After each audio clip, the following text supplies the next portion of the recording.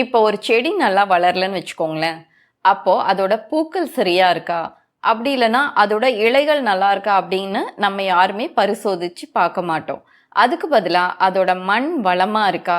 தண்ணீர் நல்லா இருக்கா? அதோட வேர் நல்லா இருக்கா? அப்படிங்கிறத தான் நம்ம பார்ப்போம். ஏன்னா சரியான ஊட்டச்சத்துக்கள் இல்லாம அந்த செடியால நல்லா வளர முடியாது. அதே மாதிரி தாங்க நம்முடைய முடியும். முடி வளர்ச்சி அப்படிங்கிறது நம்ம தலையில எல்லாம் சரியா இருக்கா அப்படிங்கிறத மட்டும் பரிசோதிச்சு பார்க்க வேண்டிய ஒரு விஷயம் கிடையாது.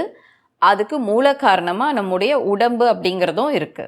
இன்றைய காலகட்டத்தில் மன அழுத்தத்தின் காரணமாகவும் உடல் சூடு அதிகமாக ஆகிறதுனாலையும் சுற்றுச்சூழல் ரொம்பவே மாசுபட்டு இருக்கிறதுனாலையும் எண்ணெய் அதிகமாக இருக்கிற உணவுகளை நம்ம தொடர்ந்து சாப்பிட்டுட்டே இருக்கிறதுனாலையும் தூக்கம் சரியா இல்லாததுனாலையும் அதிக சிந்தனை காரணமாகவும் நம்முடைய முடிக்கு வளர்ச்சி அப்படிங்கிறது பாதிக்கப்படுது. சில பேருக்கு தலை வாரினதுக்கு அப்புறமா முடி அவங்களுடைய சீப்புகள்லையும், சில பேருக்கு குளியலறையிலிருந்து அவங்க வெளியே வரும்போது அந்த குளியலறையோட தரைகளிலும், சில பேருக்கு பார்த்தீங்கன்னா தூங்கி எந்திரிச்சதுக்கு பின்னாடி அவங்களுடைய தலையணை மேலேயும் இந்த முடி நிறையவே கொட்டி கிடக்குது. ஆனால் நம்மள பல பேரும் அந்த முடி நிறையவே கொட்டி முன்னேற்றி பெரிதாகி கொண்டே இருக்குது இல்லைங்களா? அந்த ஒரு நிலை வர வரைக்கும் இந்த ஏற்கனவே அந்த முடி சின்ன சின்னதாக கொட்டி கொண்டே இருந்தது இல்லைங்களா? அது ஒரு பெரிய விஷயமா எடுத்துக்கிறதே இல்லை. நீங்கள் எந்த விதமான விலை அதிகம் உள்ள எண்ணெய்களை உபயோகப்படுத்தினாலும் சரி, ஷாம்பு வகைகளை உபயோகப்படுத்தினாலும் சரி, உங்களுடைய முடிக்கு தேவையான ஊட்டச்சத்துக்கள் கிடைக்கும் வரை முடி கொட்டி கொண்டே தான் இருக்கும். எப்படி ஒரு செடி சரியா வளரல அப்படின்னா அதோடைய மண்ணோட வளத்தை நம்ம மேம்படுத்துறோமோ அதே மாதிரி தாங்க உங்களுடைய முடிக்கு தேவையான ஊட்டச்சத்துக்கள் அடங்கிய உணவுகளை நம்ம கொடுத்தாலே போதும், உங்களுடைய முடி மறுபடியும் உறுதியாகவும் அடர்த்தியாகவும் வலிமையோடும் ஆரோக்கியமாகவும் வளரும்.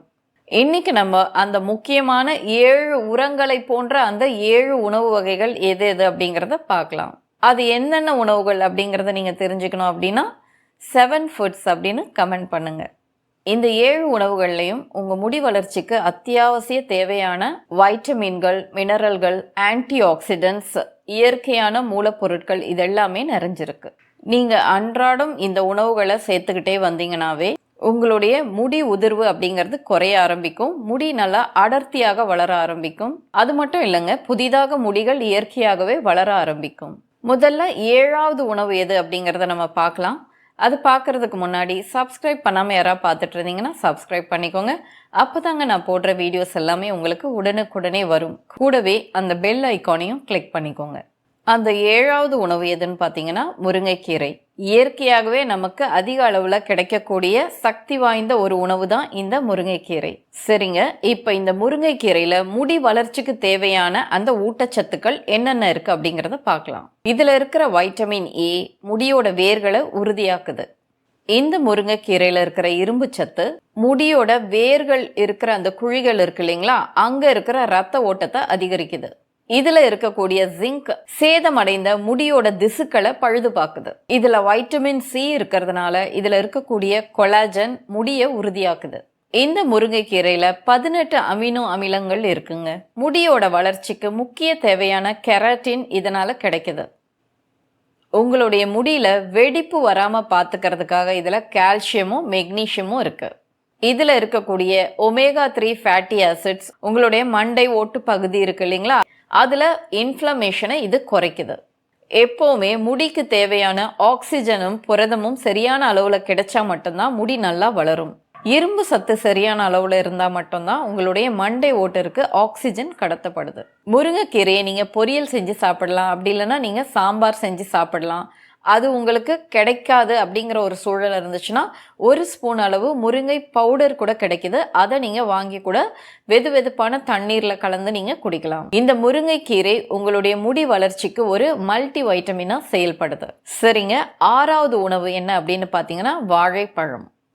வாழைப்பழங்கள் மலிவா எல்லா இடத்துலையுமே கிடைக்கக்கூடிய ஒன்று தான். இந்த வாழைப்பழங்கள் முடி வளர்ச்சிக்கு ரொம்பவே உதவியா இருக்கு. ஆனா அது நிறைய பேருக்கு தெரியாது. சரி, வாழைப்பழங்கள்ல என்னென்ன ஊட்டச்சத்துக்கள்லாம் இருக்கு அப்படிங்கிறத பார்க்கலாம். வாழைப்பழங்கள்ல இருக்கக்கூடிய சிலிக்கா உங்களுடைய முடியை நல்லா அடர்த்தியா வளர வைக்குது.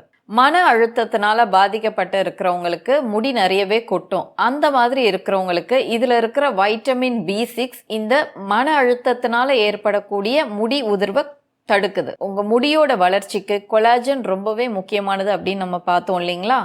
அந்த கொலாஜனோட உற்பத்திக்கு முக்கிய தேவையான மேங்கனீஸ் இந்த வாழைப்பழங்கள்ல இருக்கு. இதுல இருக்கக்கூடிய நேச்சுரல் ப்ரீபயோட்டிக் ஃபைபர் உங்களுடைய குடல் ஆரோக்கியத்தை மேம்படுத்துது. உங்களுடைய வயிறு நல்லா ஆரோக்கியமா இருந்தாவே உங்களுடைய முடிக்கு தேவைப்படுற அந்த ஊட்டச்சத்துக்களை உங்க உடம்பு தேவையான அளவு எடுத்துக்கிறதுக்கு இது ரொம்பவே உதவியா இருக்கு. நீங்க தினமுமே ஒரு வாழைப்பழமோ அல்லது 2 வாழைப்பழமோ சாப்பிடலாம்.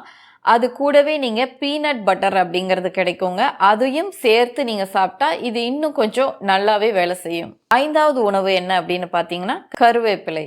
இந்த கருவேப்பிலை முடி வளர்ச்சிக்கு நமக்கு கிடைச்ச ஒரு பொக்கிஷம் அப்படின்னே சொல்ற அளவுக்கு அது ரொம்ப ரொம்ப முக்கியமான ஒரு உணவா இருக்கு. இந்த கருவேப்பிலையில என்னென்ன ஊட்டச்சத்துக்கள் முடி வளர்ச்சிக்காக இருக்குது அப்படிங்கிறத பார்க்கலாம். கருவேப்பிலையில vitamin B1, B2, B3, B6 இது 4மே இருக்கு.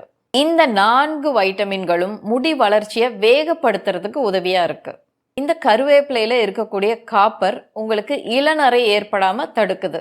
அது மட்டும் இல்லைங்க, இதுல பாஸ்பரஸும் இருக்கு. இந்த பாஸ்பரஸ் உங்க முடியோட வேர்கள் இருக்கு இல்லைங்களா, அது எல்லாத்தையுமே இது உறுதியாக்குது. இந்த கருவேப்பிலையில இருக்கக்கூடிய மெக்னீசியம் உங்க முடியோட அடர்த்தியை அதிகப்படுத்துது. கருவேப்பிலையை நம்ம தொடர்ந்து சாப்பிட்டுட்டே வரும்போது அது உங்களுடைய முடி வேர்கள் வர அந்த குழிகள் இருக்கு இல்லைங்களா, அதுல பலவீனமா இருக்கக்கூடியது எல்லாத்தையுமே இது பலப்படுத்துது.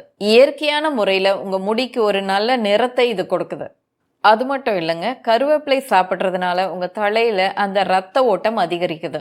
கல்லீரலோட ஆரோக்கியத்துக்கும் இந்த கருவேப்பிலை உறுதுணையா இருக்கு. உங்களுடைய கல்லீரல் எந்த அளவுக்கு ஆரோக்கியமா இருக்குதோ அந்த அளவுக்கு உங்களுக்கு முடி வளர்ச்சி நன்றாக இருக்கும். ஒரு நாளைக்கு 6 அல்லது 7 கருவேப்பிலை இலைகளை மட்டுமாவது நீங்க சாப்பிட்டுட்டே வரலாம். அப்படி இல்லைன்னா நீங்க சாப்பிடக்கூடிய உணவு வகைகள் எல்லாமே தாளிப்புக்கு இந்த கருவேப்பிலையை கொஞ்சம் தாராளமா சேர்த்து அதை நீங்க சாப்பிட்டுட்டே வரலாம். கருவேப்பிலையை நீங்க சட்னியா செஞ்சு சாப்பிடலாம். அப்படி இல்லைன்னா கருவேப்பிலை பொடி தயாரித்து அதை நீங்க சாதத்தோட பிசைஞ்சு சாப்பிடலாம். அப்படி இல்லைன்னா இட்லி பொடி போலவும் நீங்க உபயோகப்படுத்தலாம். 4வது உணவு என்ன அப்படின்னு பார்த்தீங்கன்னா தேங்காயும் தேங்காய் எண்ணெயும். தேங்காயை நம்ம எடுத்துக்கிறதுனால இது உங்களுடைய முடிக்கு இயற்கையான ஒரு பளபளப்பையும் ஈரத்தன்மையும் கொடுக்குது. இந்த தேங்காயில கேப்ரலிக் ஆசிட் இது 2மே இருக்குங்க. இது 2மே எதுக்கு பயன்படுது அப்படின்னு பார்த்தீங்கன்னா, உங்களுக்கு பொடுகு தொல்லை அதிகமாக இருந்துச்சுன்னா அதை இது குறைக்குது.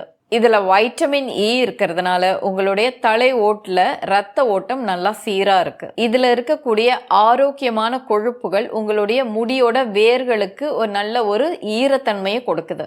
அது மட்டும் இல்லைங்க, இந்த தேங்காயில பொட்டாசியமும் மெக்னீசியமும் இருக்கிறதுனால முடியில வெடிப்புகள் ஏற்படாம இது பாதுகாக்குது. தேங்காயை நீங்க துண்டுகளாக்கி அப்படியே கூட சாப்பிடலாம். அப்படி இல்லைன்னா நீங்க சமைக்கக்கூடிய எல்லா உணவுகள்லையுமே முடிந்த அளவு தேங்காயை நீங்க சேர்த்துக்கலாம். அப்படி இல்லைன்னா சமையலுக்கும் தேங்காய் பாலை உபயோகப்படுத்தலாம். நல்ல சுவையையும் இது கொடுக்குது. நீங்க குளிக்கிறதுக்கு ஒரு அரை மணி நேரம் முன்னாடி இந்த தேங்காய் எண்ணெயை தலையில நல்லா தேய்க்கலாம். அதன் பின்னாடி நீங்க குளிக்கலாம். 3வதாக இருக்கக்கூடிய உணவு என்னன்னு பார்த்தீங்கன்னா நெல்லிக்காய். நெல்லிக்காயில இருக்கக்கூடிய வைட்டமின் சி அதிக அளவுல இருக்குங்க. இதுல இருக்கக்கூடிய கேலிக் ஆசிட் உங்களுடைய தலை ஓட்டுல எந்த ஒரு இன்ஃபெக்ஷன்களும் ஏற்படாம இது பார்த்துக்குது. இந்த நெல்லிக்காயில இருக்கக்கூடிய எலாஜிக் ஆசிட் உங்களுடைய முடி உடைந்து போகிறத குறைக்குது. அது மட்டும் இல்லைங்க, இந்த நெல்லிக்காயில இருக்கக்கூடிய பாலிஃபினால்ஸ் உங்களுடைய முடியை ஆரோக்கியமாக வைத்துக் கொள்கிறது. இந்த நெல்லிக்காயை ஒரு டிஹெச்டி பிளாக்கர் அப்படின்னு சொல்றாங்க. அது ஏன்னா இந்த டிஹெச்டி அப்படிங்கிற இந்த ஹார்மோன் தான் முடி நிறைய கொட்டுறதுக்கு காரணமா இருக்கு. அதை இந்த நெல்லிக்காய் தடுக்குது. இந்த நெல்லிக்காய் கூட நீங்க மோரும் கருவேப்பிலையும் கலந்து ஜூஸ் செஞ்சு அதையும் நீங்க குடிக்கலாம். அப்படி இல்லைன்னா நெல்லிக்காயிலேயே இப்போ மிட்டாய்கள் மாதிரி கிடைக்குது இல்லைங்களா, உலர்ந்த நெல்லிக்காய் கிடைக்குது, அதை கூட நீங்க சாப்பிடலாம். நெல்லிக்காய் பொடி நாட்டு மருந்து கடைகள்ல கிடைக்குது. அந்த மாதிரி பொடியை கூட நீங்க வெதுவெதுப்பான நீர்ல கலந்து காலை வேளையில குடிக்கலாம். 2வதா இருக்கக்கூடிய உணவு என்னன்னு பார்த்தீங்கன்னா மோர். ஆயுர்வேதத்துல உங்க செரிமானம் ரொம்ப பலவீனமா இருந்துச்சுன்னா உங்களுடைய முடியும் பலவீனமா இருக்கும் அப்படிங்கிறத சொல்லியிருக்காங்க. முடி வளர்ச்சி நன்றாக இருக்கணும் அப்படின்னு நீங்க நினைச்சீங்கன்னாவே உங்களுடைய ஜீரணத்துல எந்த கோளாறுகளும் இல்லாம பார்த்துக்கணும். அந்த விஷயத்துக்கு இந்த மோர் ரொம்பவே உதவியா இருக்கு. சரிங்க, இப்போ மோர்ல என்னென்ன ஊட்டச்சத்துக்கள் இருக்கு அப்படிங்கிறத பார்த்துக்கலாம். இந்த மோர்ல ரொம்பவே முக்கியமான ப்ரோபயோட்டிக்ஸ் இருக்கிறதுனால இது உங்களுடைய செரிமானத்தை மேம்படுத்துது. இந்த மோர்ல இருக்கக்கூடிய கால்சியம் உங்க முடியோட வேர்களை உறுதியாக்குது. அது மட்டும் இல்லைங்க, இந்த மோர்ல பொட்டாசியமும் இருக்கு, புரதமும் இருக்கு. மோரை நம்ம குடிக்கிறதுனால நம்ம உடம்போட சூடையும் அது குறைக்குது, தலையில அந்த வறட்சியை இது குறைக்குதுங்க. அது மட்டும் இல்லைங்க, நீங்க இந்த மோரை தொடர்ந்து குடிச்சிட்டே வரும்போது இரும்பு சத்து, ஜிங்க், பயோட்டின் இது எல்லாத்தையுமே உங்களுடைய உடல் அதிக அளவு கிரகிச்சுக்கிறதுக்கு இந்த மோர் பயன்படுது. சரி, இந்த மோர் எப்படி குடிக்கலாம் அப்படின்னு பார்த்தீங்கன்னா, நீங்க தினமுமே மதிய உணவு சாப்பிட்ட பின்னாடி 1 டம்ளர் அளவு இந்த மோரை குடிக்கலாம். அப்படி இல்லைன்னா தயிர் சாதம் கூட நீங்க சாப்பிடலாங்க. இது கூடவே நீங்க ஜீரகம், சிறிய துண்டுகளாக்கப்பட்ட இஞ்சி இதெல்லாமே சேர்த்து சாப்பிட்டீங்கன்னா உங்களுடைய செரிமானம் மேம்படும். முதலாவது உணவு என்னன்னு பார்த்தீங்கன்னா பாதாம். முடி வளர்ச்சிக்கு முக்கிய தேவையான பயோட்டின் இந்த பாதாம்ல இருக்குங்க. இதுல இருக்கக்கூடிய வைட்டமின் இ உங்களுடைய முடிக்கு ஒரு அழகான மினுமினுப்பை கொடுக்குது. அது மட்டும் இல்லைங்க, இந்த பாதாம்ல ஒமேகா 6 ஃபேட்டி ஆசிட்ஸ் இருக்கு. இது உங்களுடைய முடி உதிர்வை குறைக்குது. இந்த பாதாம்ல இருக்கக்கூடிய புரதம் கெராட்டினை அதிகரிக்குது. கொலாஜனோட உற்பத்திக்காக இதுல இருக்கிற மேங்கனீஸ் பயன்படுது. இந்த பாதாம்ல இருக்கக்கூடிய பாஸ்பரஸ்னால உங்க முடியோட வேர்கள் எல்லாமே நல்லா உறுதியாகுது. முடி வளர்ச்சிக்கு தேவையான வைட்டமின்கள்ல இந்த பயோட்டின் ரொம்ப ரொம்ப முக்கியமானதுங்க. அந்த பயோட்டின் இந்த பாதாம்ல இருந்து எந்த ஒரு பக்க விளைவுகளுமே இல்லாம கிடைக்குது. நீங்க பாதாம் சாப்பிட போறீங்க அப்படின்னா இரவு நேரத்திலே அதை ஊற வச்சுட்டு அடுத்த நாள் காலையில அதோட தோலை மட்டும் எடுத்துட்டு அதன் பிறகு நீங்க அதை சாப்பிடலாம். இந்த காணொளி உங்களுக்கு பிடிச்சிருந்தா இதை நீங்க லைக் பண்ணுங்க. இந்த காணொளி உங்களுக்கு பிடிச்ச மாதிரி உங்களுடைய நண்பர்களுக்கோ உறவினர்களுக்கோ தேவைப்படும் அப்படின்னு நினைச்சீங்கன்னா இதை நீங்க ஷேர் பண்ணுங்க. இது போன்ற ஆரோக்கியம் குறித்த தகவல்கள் உங்களுக்கு தொடர்ந்து கிடைச்சிட்டே இருக்கணும் அப்படின்னு நினைச்சீங்கன்னா நம்ம சேனலை சப்ஸ்கிரைப் பண்ணுங்க.